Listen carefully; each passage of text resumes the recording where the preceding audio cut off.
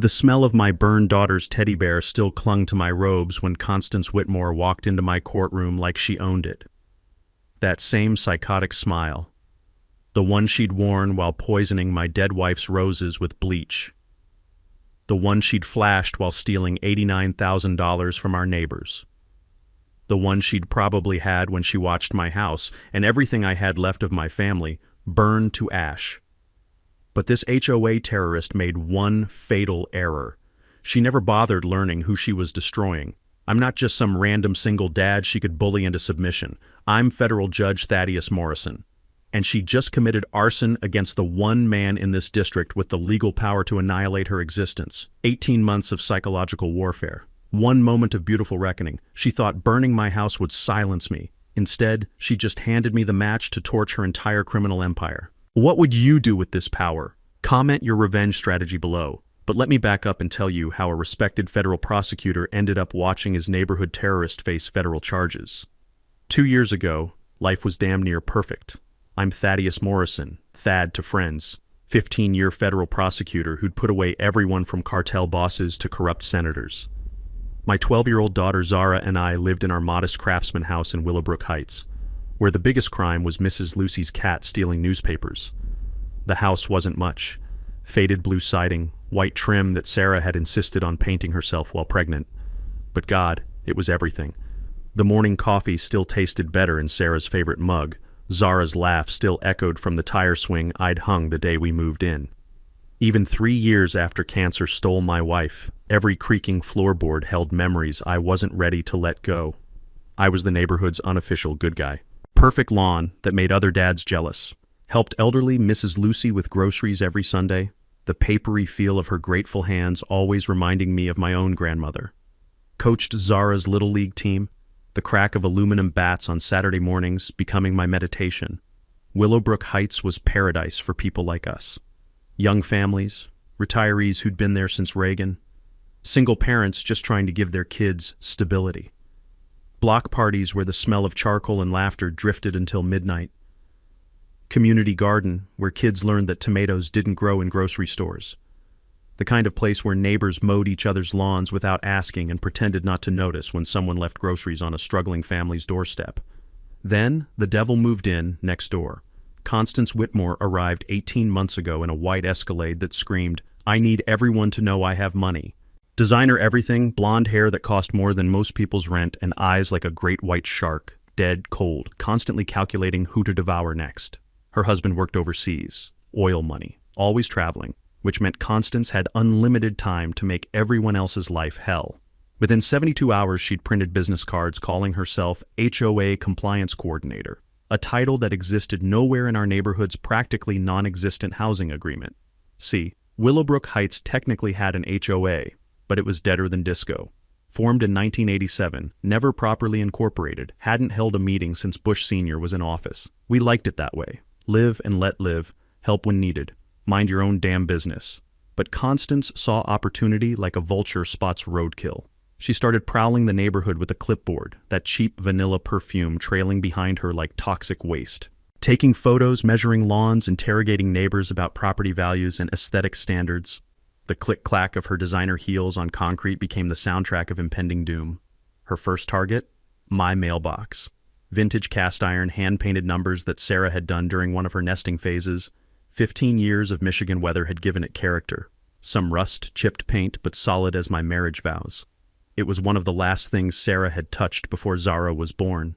Constance declared it non-compliant with neighborhood standards and demanded I replace it within 48 hours or face $50 daily fines. I'm a federal prosecutor.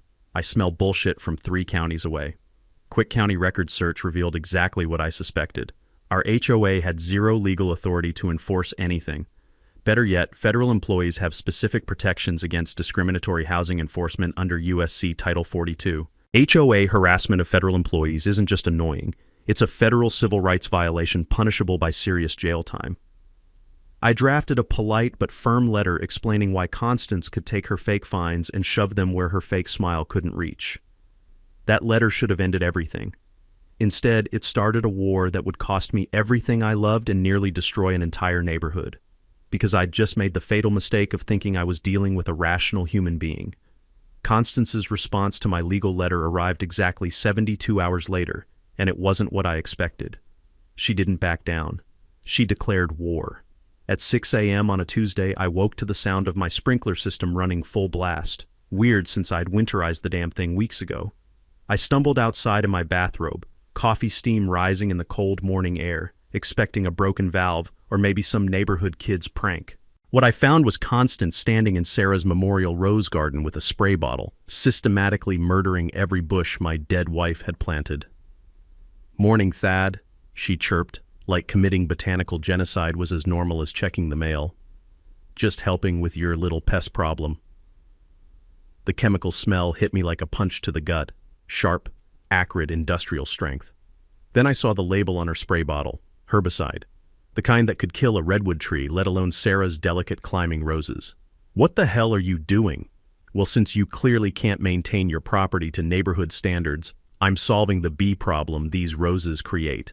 That shark smile stretched wider. "We can't have dangerous insects threatening our children, can we?" My hands started trembling, and it wasn't from the October cold. Those roses weren't just plants. They were Sarah's heartbeat still pulsing in our yard. Deep red climbers she'd babied through brutal Michigan winters, talking to them like beloved pets, pruning them with her grandmother's antique scissors. The week before cancer took her, Sarah had gripped my hand with what little strength she had left and made me swear to keep them alive. "There's no bee problem," I managed through clenched teeth. "Oh, but there is. Mrs. Peterson's granddaughter is severely allergic. One sting could kill her." Constance kept spraying, each pump of that bottle like watching Sarah die all over again. "I've documented 17 bee incidents just this month, filed a formal complaint with County Health. Pure fiction. Mrs. Peterson was 87, lived alone and hadn't had visitors in years, but I was learning that truth meant nothing to a sociopath drunk on imaginary power." "Stop. You're trespassing and destroying private property. Leave now or I'm calling police." Constance's laugh could have shattered glass. "Oh, honey, you really don't understand how this works. I'm protecting our community from your negligence." She finished executing Sarah's roses, packed up her chemical warfare kit, and strolled back to her sterile lawn like she'd just delivered homemade cookies to a sick neighbor. That night, watching Sarah's roses curl and blacken in the moonlight, I made my first strategic move in what would become an 18-month war with pure evil. I called in sick and spent the entire next day installing a comprehensive security system. 6 cameras, motion sensors, night vision, cloud backup, every angle covered. Years of prosecuting criminals had taught me that predators like Constance always escalate. And I'd learned from federal cases that residential surveillance laws generally protect homeowners recording anything visible from their own property, especially when documenting ongoing crimes. The investment paid off within 72 hours. 2:47 a.m., my phone buzzed with motion alerts. There was Constance, dressed head to toe in black like some suburban commando, creeping through my backyard with bleach and a stack of official-looking papers. Night vision captured everything in crystal clarity, her pouring industrial bleach directly onto root systems, then carefully placing fake HOA violation notices under decorative rocks. The forged documents were masterpieces of suburban fraud, complete with fake neighbor signatures complaining about safety hazards and property degradation, plus entirely fictional meeting minutes claiming the neighborhood had voted for emergency landscaping enforcement. But Constance made one fatal error. She'd forged Mrs. Lucy's signature. Mrs. Lucy, whose arthritic hands could barely grip a coffee cup. Mrs. Lucy, who couldn't write English beyond her own name. Mrs. Lucy, who'd been warning me for months that our new neighbor radiated very bad energy. I had everything any prosecutor dreams of: video evidence, expert testimony potential, clear criminal intent, trespassing, destruction of property, fraud, forgery. A slam dunk case that should have ended her reign of terror immediately. So the next morning I marched into the police station with my meticulously organized evidence folder and filed formal charges with Sergeant Rick Bellows. That's when I discovered just how far Constance's infection had spread. "Look, Mr. Morrison," Bellows said, sliding my unopened evidence folder back across his desk like it contained anthrax. "Mrs. Whitmore's a pillar of our community. Church volunteer, school fundraiser, always helping neighbors. You sure you're not having some kind of adjustment issues since your wife passed?" The metallic taste of rage flooded my mouth. Adjustment issues? Grief makes people see threats that aren't there. Maybe you should talk to a counselor instead of harassing good people with paranoid conspiracy theories. That's when the horrible truth crystallized. Constance hadn't just targeted my roses, she'd already poisoned the entire system against me. 3 weeks after the Rose Garden massacre, Constance escalated to attacking my family directly. My sister Rebecca had driven 12 hours from Portland for Zara's birthday, the first time she'd visited since Sarah's funeral 3 years ago. Her beat-up Honda Civic looked like it had survived multiple apocalypses, but it ran, and more importantly, it meant Zara got to hear stories about her mom's legendary college pranks. Saturday night, we stayed up until midnight assembling Zara's birthday bike in the garage, the sharp smell of machine oil mixing with Rebecca's lavender perfume while she told stories that made Zara laugh until her sides hurt. Around 1 a.m., Rebecca parked her Civic in my driveway, exactly where every visitor had parked for 5 years. At 6:15 a.m., violent pounding on my door jolted me awake, followed by Zara's terrified screaming, "Daddy, there's a scary truck stealing Aunt Becca's car." I stumbled outside barefoot, pajamas twisted, to find a massive tow truck already winching Rebecca's Honda onto its flatbed. The driver, built like a linebacker with prison tattoos snaking up his forearms, barely glanced up from his paperwork. "Hey, what the hell do you think you're doing?" "Vehicle violation, buddy. No overnight guest parking." He shoved a grease-stained receipt at me. $93.50 to get it back. Cash only, no checks. Guest parking violation according to who? That's when Constance emerged from behind the tow truck, like a spider sensing trapped prey, pristine in designer athleisure despite the early hour, clipboard clutched like a weapon. "Morning, Thad. Terribly sorry about the confusion, but community standards must be maintained." She produced a glossy flyer with the flourish of a magician. New overnight guest parking restrictions became effective Friday. Hand-delivered notices to every responsible homeowner. I snatched the flyer, my hands shaking with rage. Professional printing, fake official seals, completely fabricated regulations claiming any vehicle parked overnight without proper residential designation would be removed. The most insane part? Rebecca's ancient Civic was classified as a commercial vehicle because of a small dent near the license plate. This is Rebecca's personal car. She's visiting family. Commercial-grade damage indicates business usage, Constance explained with the condescending patience of a sociopath addressing a mental patient. Plus, extended guest parking creates safety hazards and impacts property valuations for responsible neighbors. The tow truck's diesel engine growled as it prepared to steal my sister's only transportation.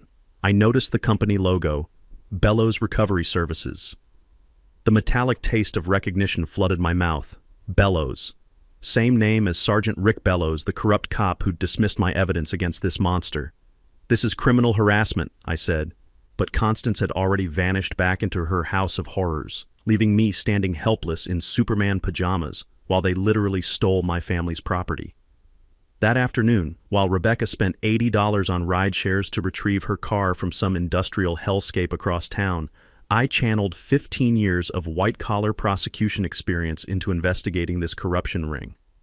The county clerk's office became my war room.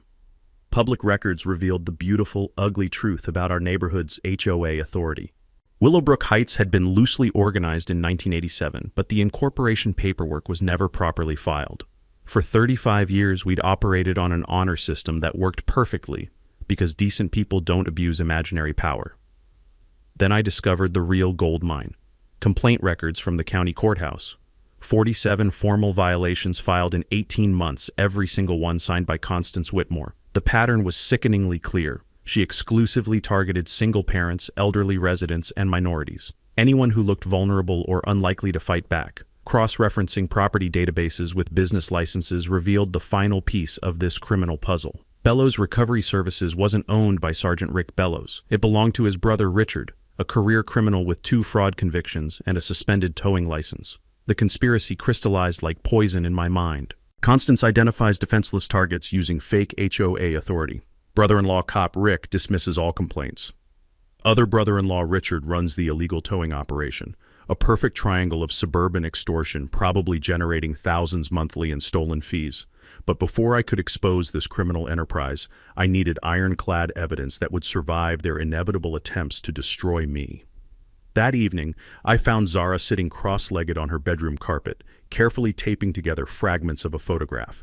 Sarah teaching 3-year-old Zara to ride her first tricycle. The picture had been in Rebecca's glove compartment. "The mean truck man dropped it when he was being rough," she whispered, tears streaming down her cheeks. "It broke into 6 pieces. but I can fix it if I'm really careful. Watching my daughter try to rebuild that shattered memory of her mother, something arctic and predatory settled into my prosecutor's soul. These parasites weren't just stealing money or harassing neighbors. They were breaking apart the last pieces of my family's happiness, one violation at a time. And I was going to destroy them for it. 2 weeks after they stole Rebecca's car, Constance shattered the last line civilized people never cross. She went after my daughter. Tuesday afternoon, I was in federal court destroying a wire fraud defendant when my phone exploded with emergency calls. 12 missed calls in 30 minutes, all from Zara's school. The metallic taste of pure terror flooded my mouth as I listened to increasingly frantic voicemails. Mr. Morrison, Zara's having a panic attack about strangers in your house. Mr. Morrison, she says men with cameras forced their way inside. Mr. Morrison, she's hyperventilating. We need you here immediately. I abandoned my prosecution mid-closing argument and drove 90 through suburban streets, my hands shaking on the steering wheel. Every parent's worst nightmare screaming through my brain. Break-in, assault, kidnapping, the 1,000 ways monsters hurt children. I found Zara in the nurse's office, pale as death, clutching her rescue inhaler while her whole body trembled. She'd inherited Sarah's asthma along with her green eyes, and terror could trigger attacks that landed us in emergency rooms. "Daddy!" She collapsed into my arms, her heart hammering against my chest. "There were bad men in our house. They had cameras, and they wouldn't leave." Principal Watson looked genuinely shaken. "Zara came home for lunch and found 2 men inside your house. They claimed to be conducting some kind of inspection, but when she asked for identification, her voice trailed off. What happened?" They told her little girls shouldn't question adult authority. Then they kept taking pictures while she begged them to stop. The rage that filled my veins felt different this time. Not hot and explosive, but arctic and calculating. These predators had terrorized my child in her own home, and someone was going to pay in blood. Did anyone call police? Of course. Officers said the inspection was legitimate. Anonymous safety complaints requiring immediate investigation. I drove Zara home, her small fingers crushing mine while she recounted every violation of our sanctuary. 2 men with professional cameras, clipboards, fake authority. They'd photographed everything, her bedroom, my home office, even inside our medicine cabinet. The house reeked of stale cigarettes and cheap aftershave, contaminated by strangers who touched our most private spaces. But in their arrogance, they'd left evidence. A business card behind our couch revealed the beautiful truth.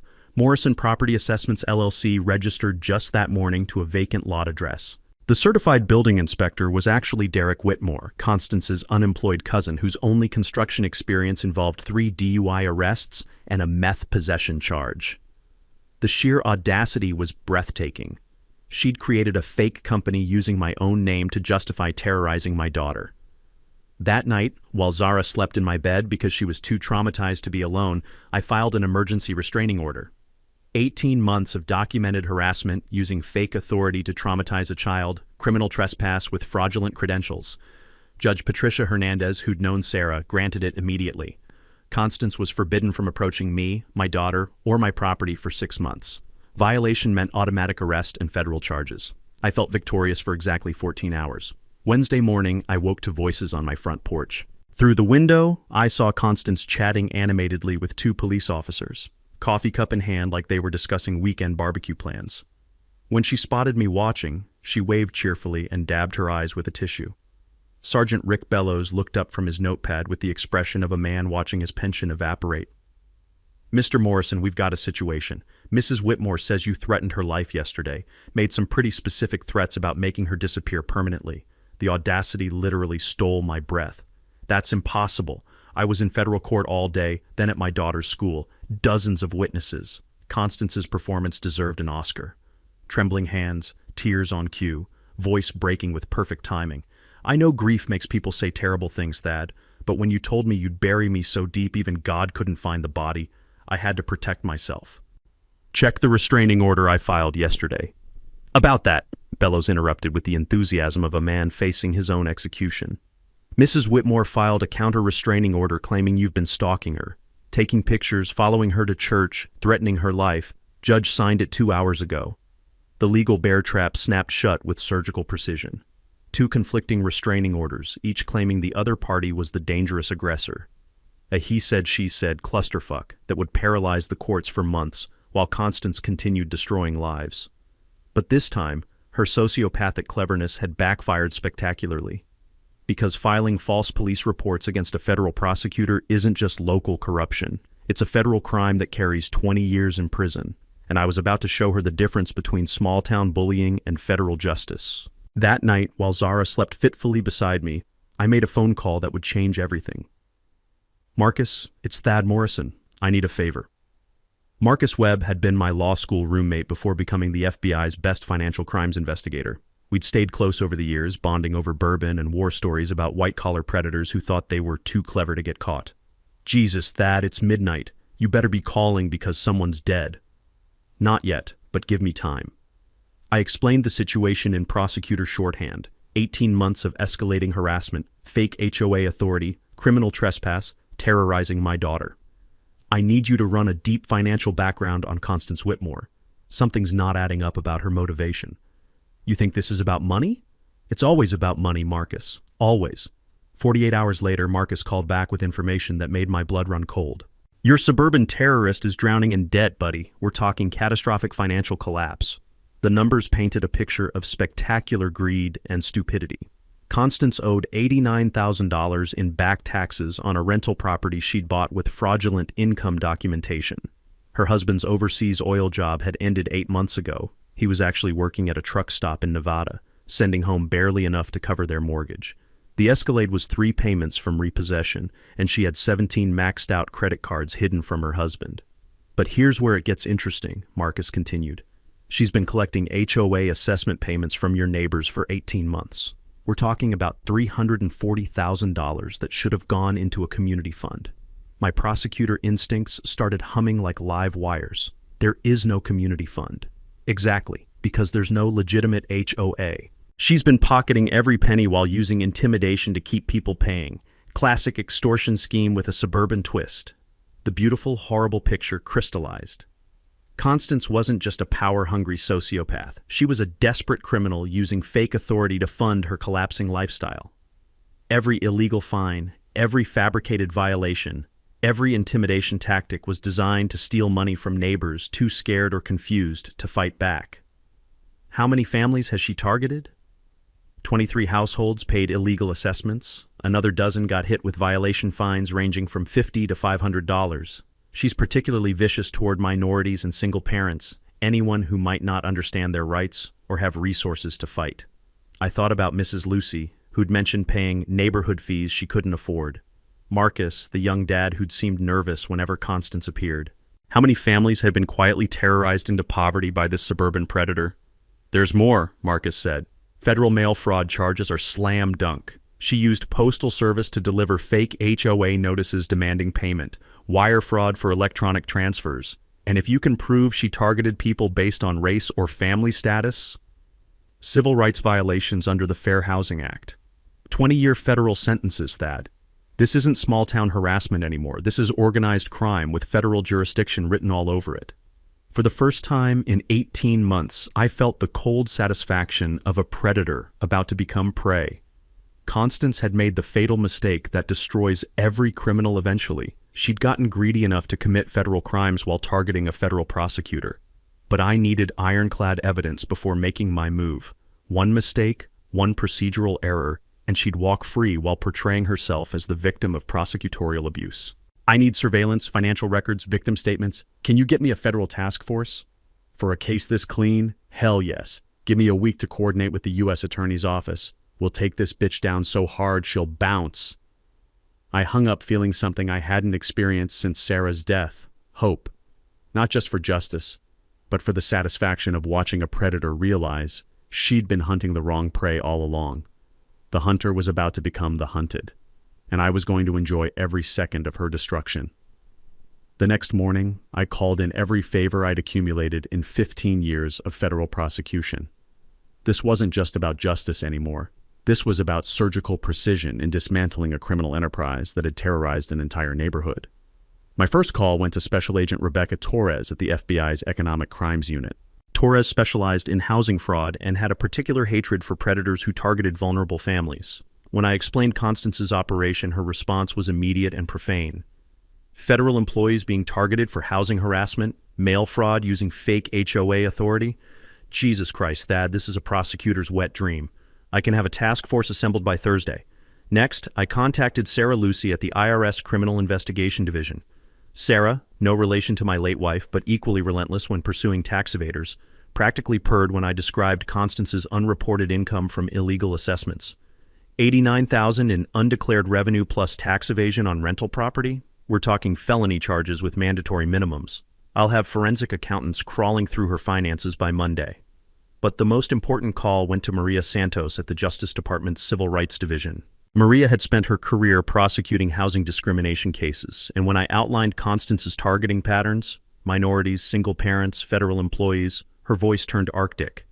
Fair Housing Act violations with a pattern of discriminatory enforcement, that's my specialty.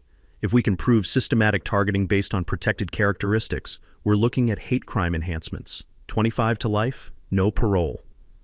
While federal agencies mobilized their resources, I turned to the most crucial element, organizing my terrorized neighbors into willing witnesses. That Saturday afternoon, I knocked on Mrs. Lucy's door with a plate of homemade cookies and a proposition that would either save our neighborhood or get us all sued into oblivion. Mrs. Lucy, I need to ask you about the neighborhood fees you've been paying to Constance. Her weathered face immediately filled with worry. I don't want trouble, Mr. Morrison. She said if I don't pay, she'd call immigration on my grandson Tommy. The bastard had been threatening a decorated Marine veteran whose only crime was having Korean grandparents. I spent an hour explaining that Mrs. Lucy had been the victim of systematic extortion, that the fees were completely illegal, and that Tommy's military service gave him more right to be here than Constance's criminal ass. By Sunday evening, I had quietly visited 17 households, documenting a pattern of abuse that made my prosecutor's heart sing with vindictive joy. Young families paying illegal assessments to avoid fabricated violations. Elderly residents surrendering life savings to prevent fake legal actions. Single mothers working double shifts to afford Constance's phantom fines. Marcus Rodriguez, the nervous young dad I'd noticed avoiding Constance, broke down in tears when I explained his rights. She said if I didn't pay the pool maintenance fee, she'd report me to Child Protective Services for unsafe living conditions. My wife and I have been eating ramen for months to afford her bullshit fees. There was no pool in our neighborhood. Never had been. Each story fed the growing case file that would eventually bury Constance so deep she'd need archaeological equipment to see daylight. But documentation wasn't enough. I needed real-time evidence of ongoing crimes. That's when I reached out to Detective Luis Mendoza at the State Police Public Corruption Unit. Mendoza specialized in cases involving dirty cops, and when I mentioned Sergeant Rick Bellows' involvement, his interest became laser-focused. Local cop dismissing legitimate complaints against his brother's business partner? We've been watching Bellows for months. This gives us probable cause for wiretaps and surveillance. Within 72 hours, Mendoza had secured court orders for phone taps on both Bellows brothers and Constance. Hidden cameras went up around the neighborhood, recording every interaction, every threat, every moment of criminal activity. The breakthrough came when forensic accountants discovered Constance's secret weapon, a fake property management company called Willowbrook Community Services. For 18 months, she'd been sending professional invoices for non-existent services, pool maintenance, landscaping, security patrols, community events that never happened. The invoices looked legitimate enough to fool busy homeowners who assumed someone else was handling neighborhood affairs. But the most damning evidence came from her own greed. Text messages between Constance and Derek revealed her entire strategy. Target the single parents and old people first. They're too scared or stupid to fight back. Once we've trained the neighborhood to pay, we can hit everyone else. Digital forensics also uncovered her research on my family. She'd spent hours online learning about Sarah's death, Zara's medical issues, my court schedule, gathering personal ammunition to maximize psychological damage. One particularly chilling browser search read, "How to make federal prosecutor look unstable custody hearing." She hadn't just been harassing us randomly. She'd been conducting psychological warfare with surgical precision, designed to destroy my career and steal my daughter. By Friday morning, we had assembled the kind of case that makes defense attorneys weep. Federal mail fraud, wire fraud, tax evasion, civil rights violations, racketeering, conspiracy, and criminal intimidation. 23 victims willing to testify. 6 months of recorded phone calls, financial records proving systematic theft. The trap was set, baited with 18 months of Constance's own criminal arrogance. Now we just had to wait for her to walk into it. 3 weeks into the federal investigation, Constance must have sensed the walls closing in, because her harassment escalated into something far more dangerous than fake fines and illegal towing. It started with the break-in that wasn't a break-in. I came home from court on a Thursday evening to find my front door slightly ajar, the bitter smell of cigarette smoke drifting from inside.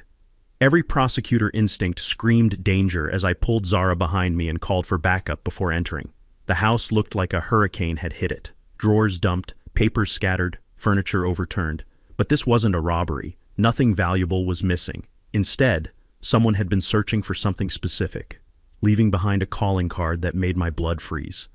On my kitchen table sat a manila envelope marked "Evidence of Judicial Misconduct," filled with fabricated documents that would have impressed any federal forger. Fake bank statements showing mysterious deposits. Doctored emails suggesting I'd taken bribes in previous cases.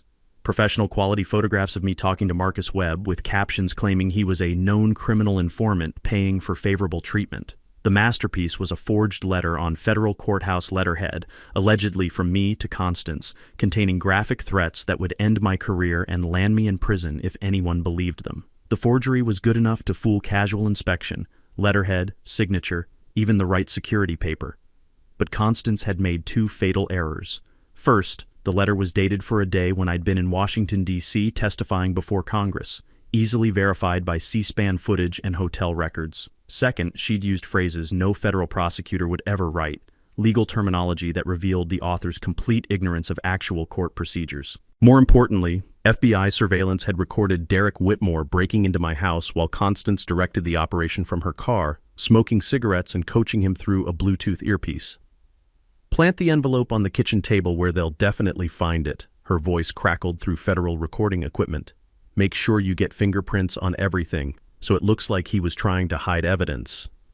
The irony was beautiful. While committing federal breaking and entering to frame me for crimes I didn't commit, she was creating ironclad evidence of crimes she actually was committing. But the frame-up attempt was just foreplay for what came next. Friday morning, local news ran a story that made my stomach drop into my shoes. Federal judge under investigation for corruption. Someone had leaked the fabricated evidence to Channel 7, complete with anonymous quotes from concerned neighbors, describing my erratic behavior and suspicious activities. The story was carefully crafted to destroy my reputation without making legally actionable claims. Lots of alleged and under-investigation language that provided just enough cover to avoid defamation charges while maximizing damage to my career. Within hours, my phone was ringing with calls from judicial conduct investigators, federal supervisors, and defense attorneys from every case I'd prosecuted, all smelling blood in the water. The story had enough manufactured credibility to trigger formal investigations that could take years to resolve, even after proving my innocence. But the most devastating call came from Zara's school. "Mr. Morrison, this is Principal Watson. We've received some concerning information about your home situation. Child Protective Services will be conducting a welfare check this afternoon." The final piece of Constance's strategy clicked into place with sickening clarity. Frame me for corruption, trigger CPS investigation, use my criminal behavior to justify removing Zara from my custody. The anonymous tip probably described drug use, violence, neglect, whatever lies would cause maximum damage. When CPS investigator Janet Mills arrived at my door, she looked like she'd rather be anywhere else on earth. 20-year veteran with kind eyes, who'd probably seen every imaginable family tragedy, she clearly recognized a setup when she saw one. "Mr. Morrison, I'm required to investigate reports of child endangerment, but between you and me, this complaint reeks of malicious harassment. Anonymous caller claimed you were using drugs, keeping weapons unsecured, allowing dangerous people around your daughter." She spent 30 minutes going through the motions, checking our refrigerator, Zara's bedroom, asking gentle questions that confirmed what she already knew. Our house was clean, Zara was healthy and happy, and the whole investigation was vindictive bullshit designed to hurt a good father. "Whoever called this in wanted to cause maximum disruption to your family," Mills said while completing her paperwork. "I'm closing this case as unfounded, but I have to warn you, they'll probably try again. People who make false CPS reports usually escalate until they get the result they want." That night, while Zara slept soundly despite the day's chaos, I sat in my home office staring at federal surveillance photos of Constance orchestrating my destruction. The images showed her coordinating with Derek, meeting with unknown accomplices, making phone calls that our wiretaps would later reveal contained explicit plans for Phase 3 of her campaign.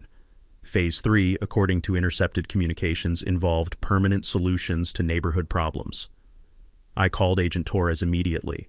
"Rebecca, we need to move up the timeline. She's escalating toward violence. What makes you think that?" "Because desperate criminals with nothing left to lose don't just surrender. They burn everything down and hope to escape in the chaos." "How long do you think we have?" I looked at the surveillance photos again, studying Constance's expression as she directed Derek's criminal activities, the smile of someone who'd crossed every moral line and was preparing to cross the final one. Not long enough. The arson happened on a Tuesday afternoon when desperation finally drove Constance past the point of no return. I was in federal court prosecuting a Medicare fraud case when my phone started buzzing with emergency alerts. The first text message made my world collapse. "House fire at 847 Maple Street. Fire department responding. My house, my home, everything Sarah and I had built together." I abandoned the courtroom mid-cross-examination, leaving my prosecution team scrambling while I broke every traffic law between downtown and Willowbrook Heights. The acrid smell of smoke hit me 3 blocks away, that distinctive chemical stench that meant someone had used accelerant to guarantee maximum destruction.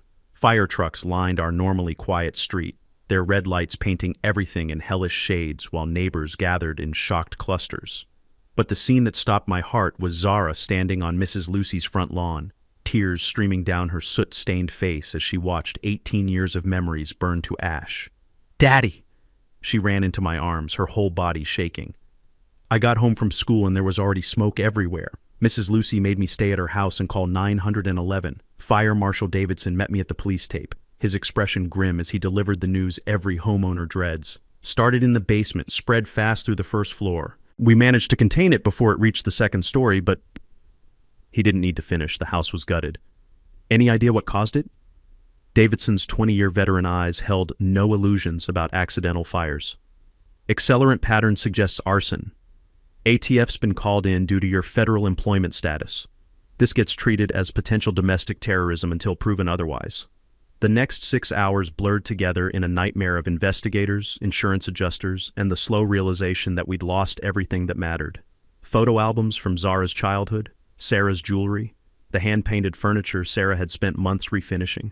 Even the rebuilt Memorial Rose Garden was nothing but charred earth and melted metal. But Constance had made her final, fatal mistake. ATF Special Agent Monica Rodriguez arrived with a team of federal arson investigators who treated our home like a crime scene from CSI. Within 2 hours, they'd found clear evidence of professional accelerant placement, timer devices, and most damning of all, security footage from Mrs. Lucy's doorbell camera showing Derek Whitmore entering our house at 1:47 p.m. carrying a suspicious duffel bag. "Your neighbor's cousin isn't the brightest criminal we've seen," Rodriguez explained while showing me enhanced video footage. "Left fingerprints on the accelerant containers, dropped his driver's license in your basement, and was stupid enough to use his own credit card to buy timer devices at Home Depot yesterday." By 8 p.m., Derek was in federal custody, spilling everything to save himself from terrorism charges. The recording of his confession would have been comedy gold if it wasn't describing the destruction of my family's life. Constance said the judge was trying to destroy her with fake investigations, Derek whined to federal agents. She said if we burned his house down, he'd be too busy with insurance companies to keep harassing her. Plus, she promised me $10,000 from the neighborhood fees she'd been collecting. But the most damning evidence came from Constance's own phone, which federal wiretaps had been recording for weeks. Her conversation with Derek 3 hours before the fire was a prosecutor's dream of criminal stupidity. "Make sure you use enough accelerant to destroy everything," her voice crackled through FBI recording equipment. "Target the basement first, then the kitchen where he keeps all his legal files. I want 18 months of his work against me turned to ash. What if someone gets hurt? The kid's at school, he's at court, house should be empty. But even if someone gets hurt, they brought this on themselves by not minding their own business." The casual discussion of potential murder charges was breathtaking in its sociopathic calculation. Constance hadn't just committed arson, she'd done it with complete disregard for human life, which elevated the charges to attempted murder under federal terrorism statutes. Agent Torres arrived at the scene as Derek was being loaded into a federal transport van, his confession complete and devastating. "We've got enough evidence to put both of them away for life," she told me while investigators cataloged the destruction. Arson, conspiracy, terrorism charges against a federal employee. The U.S. attorney is calling this the easiest federal prosecution he's seen in 20 years. But the sweetest moment came at 11:30 p.m., when a convoy of federal vehicles surrounded Constance's house with enough firepower to invade a small country. Through Mrs. Lucy's window, we watched tactical agents arrest the suburban terrorist who'd spent 18 months making our lives hell. She was still wearing her designer pajamas and perfectly applied makeup when they dragged her out in handcuffs. That arrogant smirk finally replaced by the terror of someone realizing their victims had more power than they'd ever imagined. The last thing she saw before being stuffed into a federal transport van was me standing in Mrs. Lucy's yard, holding my daughter close, watching justice finally arrive with badges and arrest warrants. Her reign of terror was over, but her federal prosecution was just beginning. 6 months later, the moment I'd been dreaming about since finding Constance poisoning Sarah's roses finally arrived. United States versus Constance Whitmore and Derek Whitmore, federal court, full media circus. I'd recused myself from the case, obviously, but visiting Judge Patricia Hernandez had no such conflicts. Hernandez was a legend. 20 years on the federal bench, zero tolerance for criminals who targeted families, and a particular hatred for housing discrimination cases that reminded her of her own childhood in segregated Texas. The courthouse steps were packed with news crews from 3 states.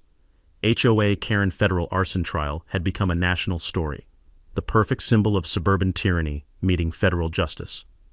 Local reporters interviewed neighbors who'd suffered under Constance's reign of terror, while national networks explored the broader epidemic of HOA abuse across America. Inside, the courtroom gallery was standing room only. Mrs. Lucy sat in the front row, wearing her best dress and a satisfied smile that could power the building. Marcus Rodriguez held his wife's hand, both of them finally free from the financial terrorism that had nearly destroyed their young family. 23 families whose lives had been shattered by Constance's greed, all waiting to watch justice served with federal precision. But the moment that made 18 months of hell worthwhile came when bailiffs escorted Constance into the courtroom. Orange jumpsuit, shackles, hair unwashed, makeup gone, designer clothes replaced by federal prison attire. The arrogant suburban queen had been reduced to prisoner number 47891, and the transformation was beautiful to behold. She scanned the gallery with desperate eyes, looking for sympathetic faces among the crowd of neighbors she'd terrorized. Instead, she found only victims waiting for vindication and a handful of reporters documenting her downfall. When her gaze finally landed on me sitting in the gallery's second row, her face went white as courthouse marble. For 18 months, she'd seen me as just another target to be broken and discarded. Now she was staring at the federal prosecutor who'd orchestrated her destruction, and the reality of her situation finally penetrated her sociopathic delusions. Federal prosecutor Amanda Walsh had prepared a case that would be studied in law schools for decades. The evidence presentation took 3 days and felt like watching a masterclass in criminal stupidity. Phone recordings of Constance planning crimes, video footage of Derek committing arson, financial records showing systematic theft from 23 families, expert testimony about psychological terrorism and housing discrimination. But the moment that broke Constance's remaining composure came when Prosecutor Walsh played the wiretapped conversation from the day of the arson. "Make sure you use enough accelerant to destroy everything," Constance's recorded voice filled the silent courtroom. "I want 18 months of his work against me turned to ash. What if someone gets hurt? Even if someone gets hurt, they brought this on themselves." The casual discussion of potential murder charges echoed through the courtroom like a death sentence. Jury members visibly recoiled. Gallery observers gasped. Even Constance's overpriced defense attorney looked like he wanted to crawl under his table. When the recording ended, Judge Hernandez's voice cut through the silence like a blade. "Mrs. Whitmore, you discussed burning down a family's home with complete disregard for whether a 12-year-old child might be killed. Do you have anything to say about that?" Constance's lawyer frantically whispered in her ear, probably begging her to stay silent. But 18 months of unchecked arrogance had destroyed whatever impulse control she'd once possessed. She stood up, shackles clinking, and delivered the most self-destructive statement in federal court history. "Your Honor, I was protecting our neighborhood from someone who refused to follow community standards. Mr. Morrison thought being a federal employee made him special, made him exempt from rules that apply to everyone else. Someone had to teach him that no one is above accountability." The courtroom erupted. Gasps, whispers, the scratch of reporters' pens capturing every word of Constance's confession. She just admitted to arson, terrorism, and targeting a federal employee specifically because of his government position, federal hate crime territory with mandatory minimum sentences. Judge Hernandez gavelled for order, but her eyes held the cold satisfaction of someone about to deliver justice with surgical precision. Mrs. Whitmore, you just confessed to federal terrorism charges while showing zero remorse for nearly killing a child. Your actions terrorized an entire neighborhood, stole hundreds of thousands of dollars from working families, and culminated in arson that could have murdered innocent people. The sentencing took exactly 3 minutes. Constance Whitmore, you are hereby sentenced to 15 years in federal prison without possibility of parole. Derek Whitmore, your cooperation earns you 8 years with supervised release. You will both pay full restitution to your victims, totaling $473,000 in stolen fees, property damage, and punitive damages. The gallery exploded in applause. Mrs. Lucy wiped tears from her eyes. Marcus Rodriguez kissed his wife. 23 families who'd lived in terror for 18 months finally watched their tormentor face consequences that matched her crimes. But the sweetest moment came as bailiffs prepared to escort Constance back to federal custody. She turned for one last look at the gallery, searching for sympathy that would never come. Instead, she found me standing with Zara, both of us watching her federal conviction with the satisfaction that only true justice can provide. Her suburban dictatorship was over. Her federal prison sentence was just beginning. 2 years later, the smell of fresh coffee mingles with blooming roses as I sit in our rebuilt kitchen, watching Zara practice her driving in the driveway where this nightmare began. The new house rose from Constance's ashes like a phoenix built of steel and determination.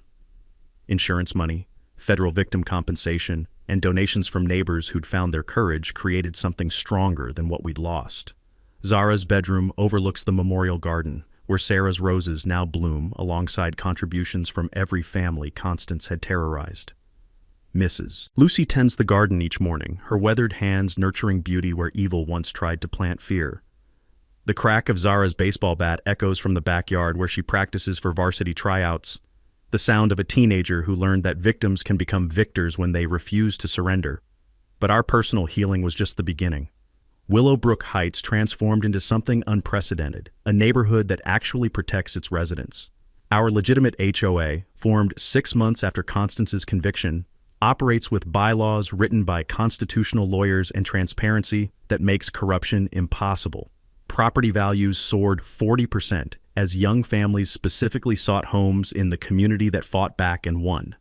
The $473,000 in recovered stolen fees funded miracles, solar-powered streetlights that make evening walks safe, a state-of-the-art playground where children's laughter replaces the memory of Constance's threats, community workshops where Mrs. Lucy teaches kids that tomatoes grow in soil, not supermarkets. Most importantly, those funds seeded the Willowbrook Heights Justice Fund, which has helped 87 families across the country escape their own HOA nightmares.